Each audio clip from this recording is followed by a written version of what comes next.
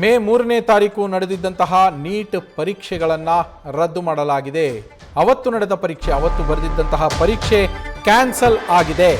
Neat ಪರೀಕ್ಷೆಯನ್ನು cancel ಮಾಡಿ ರಾಷ್ಟ್ರೀಯ ಪರೀಕ್ಷಾ ಸಂಸ್ಥೆ NTA ನ್ಯಾಷನಲ್ ಟೆಸ್ಟಿಂಗ್ ಏಜೆನ್ಸಿ ಈ ಆದೇಶವನ್ನು ಹೊರಡಿಸಿರುವಂಥದ್ದು.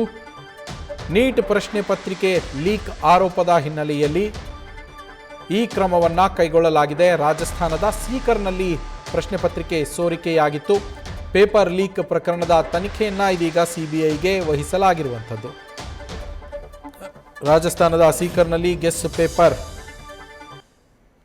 ಅಂಥೇಳಿ ಏನು ಬಿಡುಗಡೆ ಆಗಿತ್ತು, ಆ ಗೆಸ್ ಪೇಪರ್ನಲ್ಲಿನೇ ಅಂದರೆ ಇದೊಂಥರ ಮಾಡೆಲ್ ಕ್ವಶನ್ ಪೇಪರ್ ಥರ ಇದು. ಗೆಸ್ ಪೇಪರ್ ಅಂದರೆ ಬಹುಶಃ ಈ ಪ್ರಶ್ನೆಗಳು ಬರಬಹುದು ಅಂತೇಳಿ ಒಂದು ಅಂದಾಜಿನ ಮೇಲೆ ಒಂದು ಪ್ರಶ್ನೆ ಪತ್ರಿಕೆಯನ್ನು ಸಿದ್ಧಪಡಿಸಿ ವಿದ್ಯಾರ್ಥಿಗಳಿಗೆ ಅನುಕೂಲವಾಗಲಿ ತಯಾರಿಗೆ ಅಂಥೇಳಿ ಈ ಥರದ ಒಂದು ಗೆಸ್ ಪೇಪರನ್ನು ಮಾಡ್ತಾರೆ. ಅಂದರೆ ಕೊನೆ ಕ್ಷಣದಲ್ಲಿ ನಡೆಸಬೇಕಾದಂತಹ ತಯಾರಿಗಳೇನಿರ್ತವೆ, ವಿದ್ಯಾರ್ಥಿಗಳು ರಿವಿಷನನ್ನು ಮಾಡ್ಕೊಂಬಂದಿರ್ತಾರೆ, ಸಬ್ಜೆಕ್ಟನ್ನು ಓದ್ಕೊಂಬಂದಿರ್ತಾರೆ, ಅದೆಲ್ಲ ಆದ ಮೇಲೂ ಕೂಡ ಒಂದಷ್ಟು ಇಂಪಾರ್ಟೆಂಟ್ ಕ್ವಶನ್ಸ್ ಅಂತೇಳಿ ರೆಡಿ ಮಾಡಿಕೊಂಡು ಈ ಪ್ರಶ್ನೆಗಳು ಬರಬಹುದು ಅಂತೇಳಿ ಕಡೆ ಕ್ಷಣದಲ್ಲಿ ಒಂದು ತಯಾರಿಯನ್ನು ಮಾಡ್ಕೊಳ್ತಾರಲ್ಲ, ಆ ತಯಾರಿಗೆ ಅನುಕೂಲ ಆಗಲಿ ಅಂಥೇಳಿ ಈ ಥರದ ಒಂದು ಗೆಸ್ ಪೇಪರನ್ನು ರೆಡಿ ಮಾಡಲಾಗತ್ತೆ.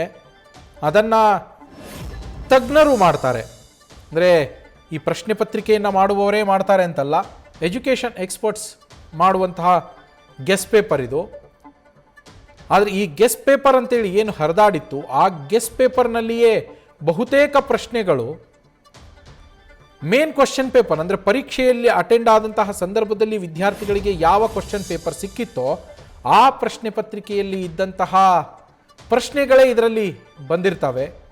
ಹೀಗಾಗಿನೇ ಈಗ ಈ ಪರೀಕ್ಷೆಗಳನ್ನು ರದ್ದು ಮಾಡಲಾಗಿರುವಂಥದ್ದು.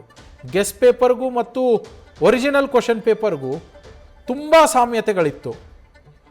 ಈ ಕಾರಣಕ್ಕೋಸ್ಕರ ರದ್ದು ಮಾಡಲಾಗಿದೆ. ಕೇಂದ್ರ ಶಿಕ್ಷಣ ಸಚಿವಾಲಯ ಮತ್ತು NTA ಈ ಕಠಿಣ ಕ್ರಮವನ್ನು ಕೈಗೊಂಡಿದ್ದಾವೆ. ಮೇ 3ನೇ ತಾರೀಕು ನಡೆದಿದ್ದಂಥದ್ದು CBIಗೆ ಸದ್ಯ ವಹಿಸಲಾಗಿದೆ. ನ್ಯೂಸ್ ಫಸ್ಟ್ ನಿರ್ಭೀತಿಯಿಂದ ನಿಮ್ಮ ಪರವಾಗಿ.